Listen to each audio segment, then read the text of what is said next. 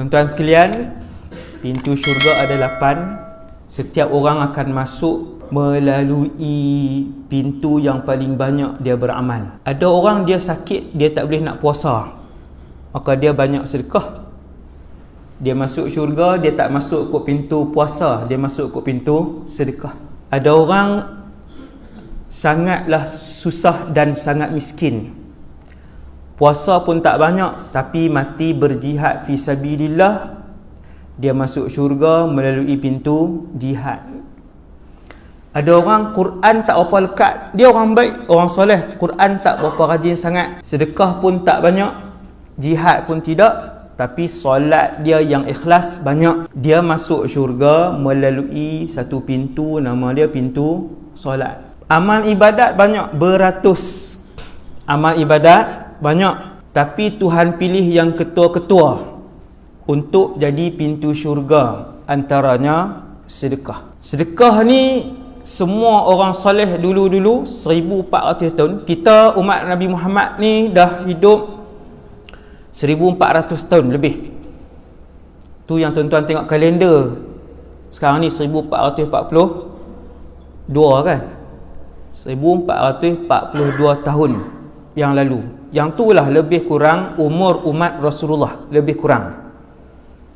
Kalau nak tepat, ada cara kiraan dia. 1442 tahun. Kesemua orang soleh yang hidup 1400 tahun umat Nabi Muhammad, mereka bersedekah tiap-tiap hari.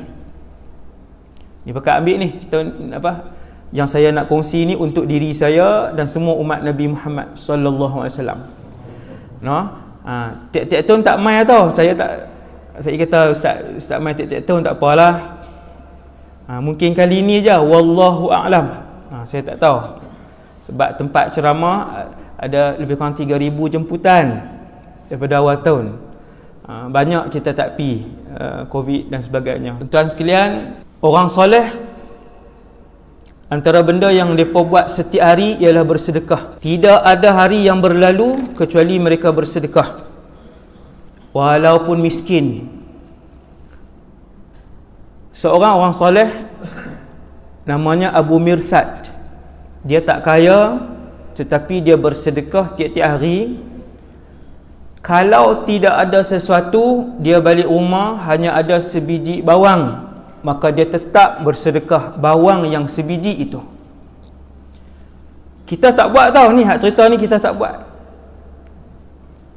Kita ada RM80 pun sebut ke orang tak ada duit.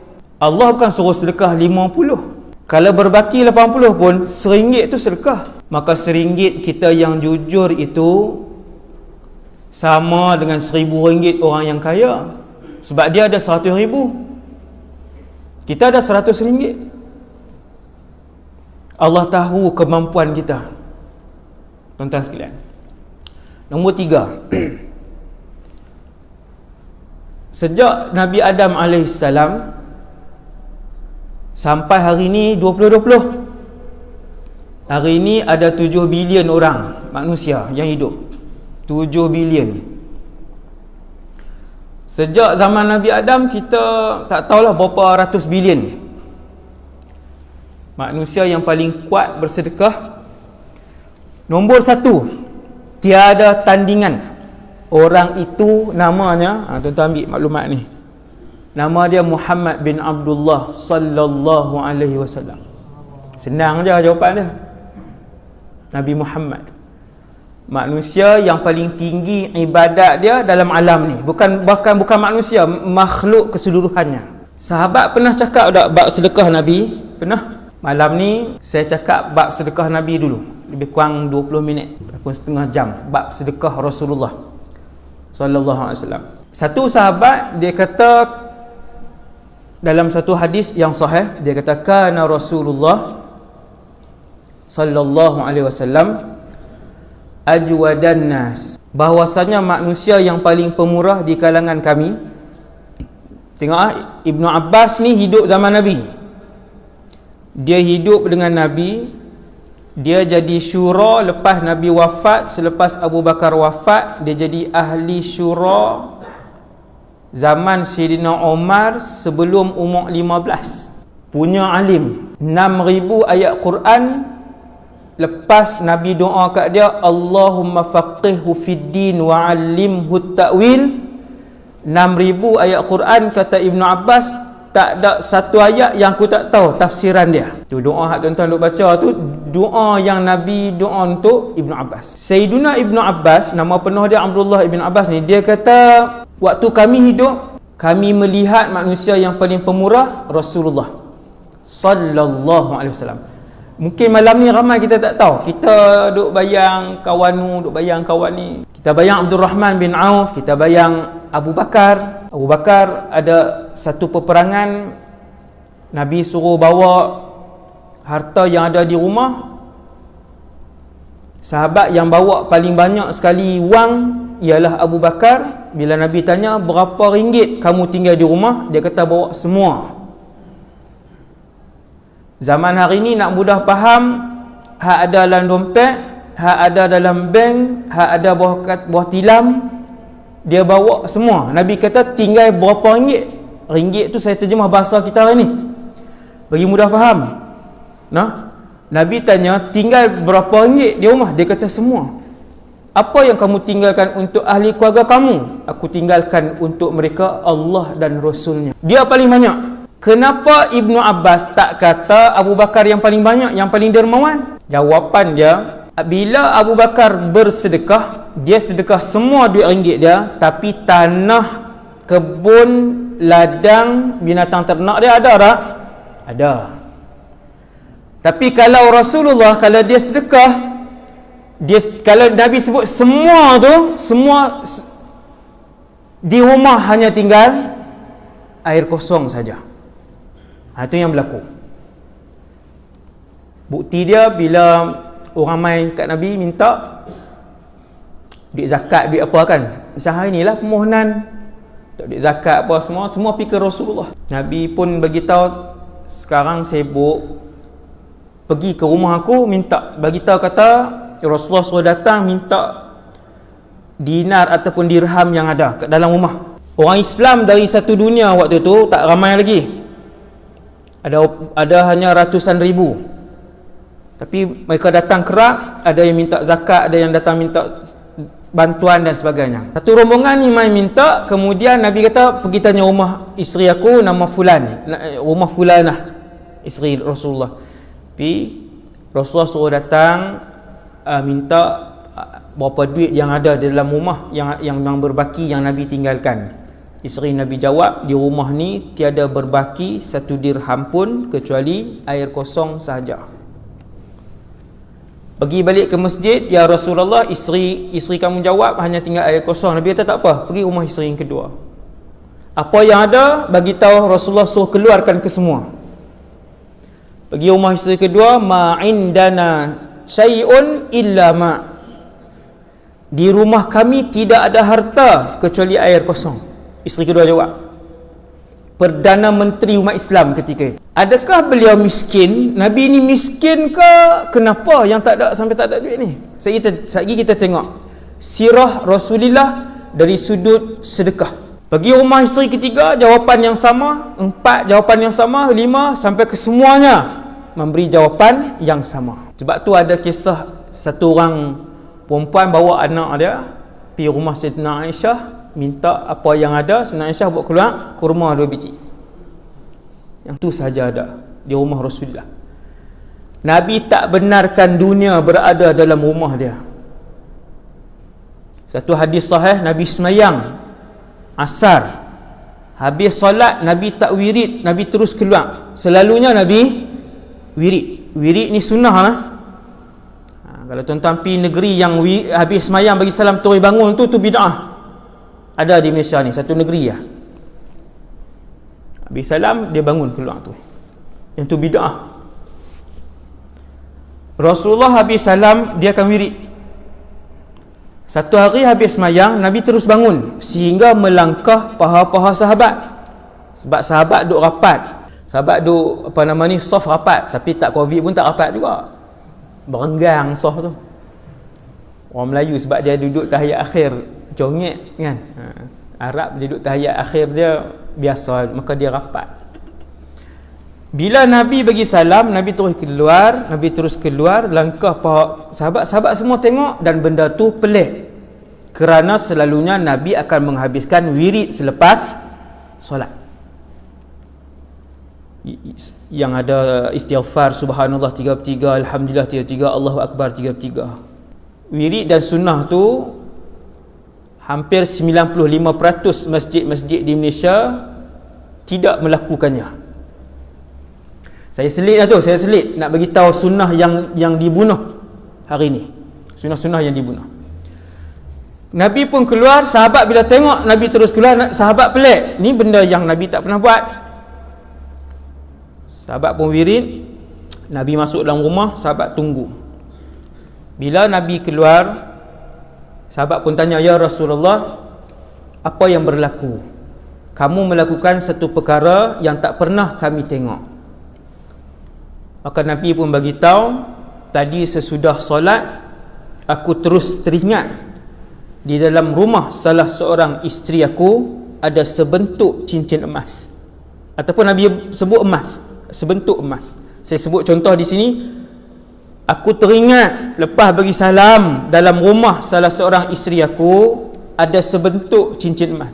Tuan-tuan, isteri Nabi 11, sebentuk cincin tu berbaki hari tu. Maka kata Rasulullah, aku terus keluar mencari cincin itu, dan baru tadi aku sedekahkan cincin itu fi sabilillah, kerana aku takut dan malu mati dalam keadaan ada dunia di dalam rumah aku. Kalau sebentuk cincin emas Nabi dah takut dan malu nak menghadap Allah, kita dalam rumah kita ni ada apa?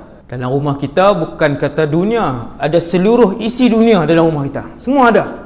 Emas mesti ada. Tak banyak pun sikit. Lepas tu ustaz nak suruh buat apa? Sedekah semua. Esok minta sedekah pula. Ni malah ni nak cerita ni. Benda apa sedekah ni? Tuan-tuan yang dirahmati Allah SWT sekalian, kalau kita yakin dengan Allah satu hari, iman kita telah pun tinggi dan kuat, kita telah pun yakin dengan Allah Subhanahu Wa Taala. Allah Subhanahu Wa Taala sebut kepada Nabi pada satu hari melalui hadis yang sahih, direct tanpa Jibril, wahai Muhammad, bagi tahu umat kamu, sesungguhnya aku berkata, ya ibna Adam, wahai anak Adam. Ini nama dia hadis qudsi, direct daripada Allah kepada Rasulullah. Ni hadis qudsi. Bagi tahu kepada umat kamu, ya ibna Adam, wahai anak Adam, anfiq, keluarkan harta ringgit kamu. Sedekah-sedekah yang kita sebut ni bukan senyum tau. Ustaz duduk rajin senyum je, dia tahu setiap hari sedekah dah ustaz. Buat layak buruk. Lawyer buruk sini panggil pak tahu saya, sebelah sana panggil lawyer buruk lah. Wahai anak Adam, anfiq, bersedekahlah, berinfaklah, unfiq alaik, aku yang akan berinfak dan bersedekah kepada kamu, aku yang akan menanggung kamu. Kesemua ayat sedekah dalam Quran, kesemua cerita sedekah yang Nabi beritahu, itulah yang diyakini oleh Rasulullah sallallahu alaihi wasallam. Apabila Nabi bersumpah dengan nama Allah, ma naqasa malu 'abdin min sadaqah, Nabi kata, demi Allah, duit orang yang bersedekah itu takkan berkurang. Zahir memang kurang. Dalam poket ada 15, kita keluarkan 10, memang tinggal 5. Tetapi yang Allah janji dunia sebelum akhirat, aku nak ganti setiap sen tu. Saya sebut contoh, setiap sen yang disedekahkan dengan ikhlas, Allah Ta'ala kata aku akan mula ganti dengan 10. Kalau RM1, Allah akan ganti dengan RM10, paling rendah. Paling banyak ikut iman masing-masing. Ada orang dia bagi RM1, Allah balas 10. Ada orang dia bagi RM1, Allah balas 50. Ikut iman, keyakinan dan keikhlasan orang tu, maka bina dan didiklah iman itu. Tapi jangan mula banyak terus, takut bagi-bagi tak ikhlas, habis-habislah. Mula dari sedikit. Mula dengan RM1 sehari, insya-Allah. Lama-lama dia yakin, dia berani. Sampai dia melihat Allah yang membayar wang itu. Tapi itu bukan tujuan sedekah. Ingat ni, saya pesan. Tujuan bersedekah adalah ikhlas kerana Allah Subhanahu Wa Taala. Tuan-tuan jangan bayang berapa Allah nak bagi. Harap-harap 300. Dia bagi RM1, dia kata, ya Allah, bagilah 300 kali ganda. Sebab Allah janji dalam Quran, sedekah ni daripada 10 sampai ke 700 kali ganda. Ada orang RM1, Allah bayar RM700 kat dia. Dunia sebelum akhirat. Antara ibadat yang Allah balas di dunia sebelum akhirat, namanya ibadat sedekah. Ni poin nombor apa saya tak ingat ni, semua poin ni. Antara ibadat yang Allah balas di dunia sebelum akhirat adalah sedekah. Antara maksiat yang Allah balas di dunia sebelum akhirat adalah menderhakai ibu dan ayah. Hati-hati, rahsia-rahsia sunnatullah. Hati-hati. Ini semua rahsia. Daripada mana nak ambil rahsia ni? Majlis ilmu. Antara ibadat yang Allah balas dunia dulu sebelum akhirat, dunia pun banyak, namanya sedekah. Sebab itu Rasulullah kalau dia sedekah semua. Kalau pi rumah baginda Rasul, hanya ada air kosong saja. Nabi sedekah semua. Sahabat tiru tak perangai tu? Tiru. Tabi'in tiru tak perangai Rasulullah? Tiru. Sebab tu tadi dalam mukadimah saya sebut, semua orang soleh 1400 tahun yang dahulu hidup, mereka bersedekah tiap-tiap hari. Yang tak sedekah setiap hari, kita. Cukup kedekutnya. Kadang tokek dah. Sekupang bahasa Kedah. 10 sen tak pernah kurangkan. RM1 tak pernah kurang. Barang di kedai dia tu tak pernah. Ada yang kedekut, diciptakan kedekut. Jenuh. Rasulullah manusia kaya. Macam mana pula ni? Selalu dengar miskin. Dikhawatiri iman. Kata Abdullah ibn Mubarak, seorang ulama mujtahid, dia juga jutawan di kalangan tabi'in, ulama mujtahid, dia juga jutawan, dia juga mujahid fi sabilillah, jihad, dan dia juga peniaga. Abdullah ibn Mubarak, dia kata dikhawatiri iman sesiapa yang mengatakan Rasulullah seorang yang miskin. Saya nak cerita kat tuan-tuan, ni sirah. Satu hari orang bagi kepada Nabi kambing. Berapa ekor? Bukan 80, bukan 12 ekor, bukan 16 ekor, bukan 90. Kambing memenuhi lembah di antara dua bukit. Ni sirah betul ni. Saya sebut kat tuan-tuan contoh sikit je tentang sedekah Rasulullah. Sebab tajuk kalau fokus sedekah Rasulullah saja, yang tu 2 jam. Sedekah Rasulullah. Saya ambil sikit contoh malam ni supaya kita faham dan melihat bagaimana kehidupan manusia yang paling banyak bersedekah dalam alam ni, yang bernama Muhammad sallallahu alaihi wasallam ni. Satu orang hadiah kepada Nabi, Nabi tak menerima sedekah. Hadiah kepada Nabi kambing yang memenuhi lembah di antara dua bukit. Lembah di antara dua bukit ni, tuan-tuan mungkin tak boleh bayang. Saya dulu duduk di Syria, belajar di Syria 7 tahun. Antara suasana yang saya pernah melihat ialah suasana yang membayangkan hadis ni. Alhamdulillah, saya puji ya Allah. Bila saya pergi ke perkampungan, pergi kampung, rumah keluarga angkat, pergi kutip apa nama ni, anggur bukan kita ni, anggur dia ni 3 biji rasa macam kenyang, macam air. Sana dia segar, sayuran buah dia segar dan manis. Kemudian saya pergi ke satu kawasan, saya tengok orang bawa Arab Badui. Saya pernah tidur di kawasan Arab Badui. Arab Badui yang agak moden, dia ada rumah. Tapi bila waktu malam, kesemua ahli keluarga dia keluar membawa guni. Saya pun perhati semua 7-8 orang tu keluar malam. Mereka menghamparkan guni-guni yang besar itu 2 kali guni padi, ataupun guni padi yang kuning kan. Yang kuning tu, guni ke panggil apa sini? Sama lah. Guni padi itu yang kuning tu 2 kali dia jahit. Waktu malam ni Arab Badui ni. Waktu malam dia orang keluar rumah, bentangkan di atas padang pasir tu, kemudian semua masuk dalam guni tu tidur. Saya pun tengok kot tingkat. Subhanallah, ajaib. Kemudian bila esok tu tengok dia orang bawa kambing. Kambing dia tuan-tuan bukan 80-150 ekor. Bila dia bawa kambing ni dikawal oleh anjing, dia daripada jauh dia bawa, bila lalu kawasan bukit, kemudian dia masuk kawasan lembah, penuh lembah. Bila kambing, kawanan kambing yang begitu banyak, ribuan ekor memenuhi lembah, harga juta tuan-tuan. Ribuan ekor, harga juta, memenuhi lembah. Saya teringat hadis Nabi sallallahu alaihi wasallam apabila Nabi sedang melihat pemberian hadiah daripada orang. Tuan-tuan, waktu tu Nabi presiden Islam sedunia di Madinah. Pusat pemerintahan ketika tu di Madinah. Waktu tu Nabi dapat. Di Mekah Nabi tak dapat apa-apa. Nabi sedang melihat seorang diri. Datang seorang badui, kata, "Ya Rasulullah, apa yang kamu buat?" Ni melihat kambing yang dihadiahkan. "Ya Rasulullah, siapa yang bagi?" "Ada orang hadiahkan kepada saya."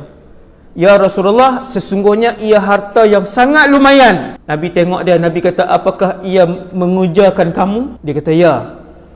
"Ambil ke semua kambing ni," kata Nabi sallallahu alaihi wasallam. Tuan-tuan, manusia hari ni tak boleh buat, sembang boleh, termasuk penceramah. Tapi kita berusaha untuk bersedekah setiap hari. Alhamdulillah, itu yang kita lakukan. Dan kita nampak rahsia dia. Nabi kata, "Adakah ia mengujakan kamu, membuatkan kamu terhibur?" Dia kata, "Ya." Nabi kata, "Ambillah kesemuanya." Seronok Arab Badui itu balik ke kampung dia. Dia kata, "Ayyuhal qaum, aslimu." Dia ajak semua orang kaum dia masuk Islam. Dia kaum ni macam Felda tuan-tuan ni lah kan, seorang balik satu dia sebut kat semua satu Felda ni. Dia kata, "Ya qaum, ayyuhal qaum, aslimu fa inna Muhammadan qad a'ta malan la yakhafu ahadunil faqra." Ataupun lan yakhafa ahadunil faqra. Sesungguhnya Muhammad akan memberikan harta yang seseorang itu tidak akan menjadikan fakir. Kata Sayyiduna Anas, "Kami tahu bahawa Nabi selalu bagi kepada orang bukan Islam harta yang Nabi perolehi." Yang Badui tadi Islam. Dia bawa balik kepada kaum dia. Kata Sayyidina Anas, setiap kali Nabi berdakwah dengan cara yang begitu, asalnya orang itu masuk Islam untuk mendapatkan harta, tetapi setelah dia peluk Islam, melihat akhlak Rasulullah, kata Sayyidina Anas, mereka lebih menyayangi Islam daripada seluruh isi dunia ni. Cara Nabi berdakwah dua dalam satu. Bantu orang miskin, cari orang suka kepada Islam. Akhirnya pada awalnya nak harta, kata Sayyidina Anas. Sayyidina Anas bukan komen, maksudnya dia ulas peristiwa ni. Dia ulas tindakan Rasulullah yang baik ini. Dia kata kebanyakan ataupun kesemua yang dibantu oleh Rasulullah itu, mereka masuk Islam. Selepas itu mereka menyayangi Islam lebih daripada seluruh isi dunia. Kemudian satu hari Nabi duduk di masjid, kemudian datang barang-barang berharga, dirham dan dinar daripada satu negara namanya Bahrain. Sampai hari ini Bahrain ini wujud. Dahulu 1400 tahun yang dahulu, nenek moyang mereka yang masuk Islam saban tahun bermusafir daripada Bahrain pergi ke Madinah. Dia Bahrain ke Madinah tak perlu naik kapal, tak perlu naik bot sebab dia di semenanjung tanah Arab. Saya tak tahu, lebih kurang mungkin 1000 kilometer. 1400 yang lalu ketika Nabi masih hidup, tok nenek moyang mereka daripada Bahrain, satu negara yang sangat terkenal yang kita boleh baca dalam sirah, tiap-tiap tahun mereka akan himpunkan sebanyak dinar dan dirham. Mereka akan himpunkan emas perhiasan untuk bawa pergi ke Madinah dan bagi kepada Nabi sallallahu alaihi wasallam. Bagi ke Nabi. Sehinggalah satu hari, yang ni saya ambil salah satu contoh saja. Ada banyak hadis yang cerita tentang harta daripada Bahrain. Hari ini Bahrain satu negara yang kaya. Dia punya mata wang dia pun tinggi. Bahrain. Satu tahun datang harta daripada Bahrain nak datang jumpa Nabi. Nabi kata unsuruhu fil masjid. Tak apa. Timbunkan ia di dalam masjid. Tuan-tuan, bukan buah kurma lah. Bahrain bukan bawa buah kurma, bukan dia bawa baju. Unsuruhu fil masjid itu adalah emas dan perak. Kalau kurma, Madinah adalah kurma terbaik, kurma yang paling sedap sejak daripada zaman Rasulullah sebelum Nabi. Kurma Madinah. Yang dibawa daripada Bahrain itu adalah darahim wa dananir, disebutkan dalam hadis. Sehingga Nabi sebut unsuruhu fil masjid, timbunkan ia dalam masjid. Timbun. Tuan-tuan, emas ni kalau kita cekak macam ni aja sudah beratus ribu nilai dia. Cekak aja. Nabi suruh timbulkan di masjid sebab waktu solat dah dekat. Kata sahabat yang meriwayatkan hadis ni, saya lupa tulis nama sahabat tu. Kata sahabat yang meriwayatkan hadis ni, Nabi keluar daripada rumah dia, walam yaltafit ilaih. Nabi tak pandang pun timbunan emas perak tu. Sallallahu alaihi wasallam. Tak teringin. Ini yang ada dalam hati Rasulullah. Nabi tak teringin. Sebelum saya lupa tuan-tuan, sebelum saya terlupa satu poin. Sedekah ni satu ibadat yang tak ada dalam syurga. Siapa yang esok mati, ni ada yang tahun depan akan meninggal. Di kalangan kita ni yang duduk dalam masjid ni insya-Allah, bukan saya doa ni. Selalunya ada lah. Kan? Selalunya macam tu lah. Kalau seseorang itu esok hari kematian dia, maka tuan-tuan yang dirahmati Allah sekalian, malam ni adalah hari yang terakhir untuk dia melakukan ibadat, sedekah dan semua jenis ibadat. Sebab satu orang itu tidak akan lagi diberikan peluang oleh Allah untuk melakukan ibadat selama-lamanya setelah kematiannya, walaupun di dalam syurga. Baru kita faham malam ni kenapa orang soleh kalau baca Quran banyak bacaan Quran dia. Baru kita faham pada malam ni kenapa orang soleh kalau dia sedekah banyak dan berterusan sedekah dia. Baru kita faham malam ni orang soleh kalau dia solat banyak solat dia. Sebab semua para ulama yang soleh dan orang-orang soleh ni tahu bahawasanya benda yang namanya ibadah ni Allah Ta'ala wajibkan ataupun Allah Ta'ala sunatkan ketika hidup di dunia ni saja. Kalau mati esok malam ni last lah pegang Quran. Itulah peluang terakhir dia untuk dia solat, untuk dia istighfar kepada Allah, untuk dia bersedekah fi sabilillah. Tuan-tuan, dalam syurga tak ada lagi yang ibadat.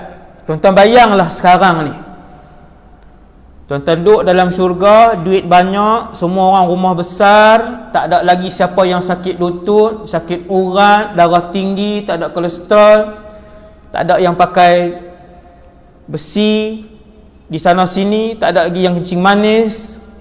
Semua sihat, semua kaya, semua mulia dan tiada ibadah. Zikir tak ada, umrah tak ada, haji tak ada, sedekah tak ada. sesungguhnya ia adalah sebuah kehidupan untuk bersukaria, iaitulah kehidupan syurga. Oh, bukan dunia ni ustaz, bukan. Hanya orang bodoh yang mengejar dunia dan menghabiskan saki-baki hidup yang Allah bagi untuk mengejar kemewahan dunia. Tempat seronok di mana? Di dalam syurga Allah. Tuan-tuan, ni nasihat ni sebelum saya terlupa, untuk diri saya nombor satu dan kita semua. Tak payah kejar. Tak salah berniaga, tak salah ada jawatan, tak salah masyhur. Tapi jangan sampai perniagaan, jawatan dan kemasyhuran itu membuatkan kita meninggalkan akhirat.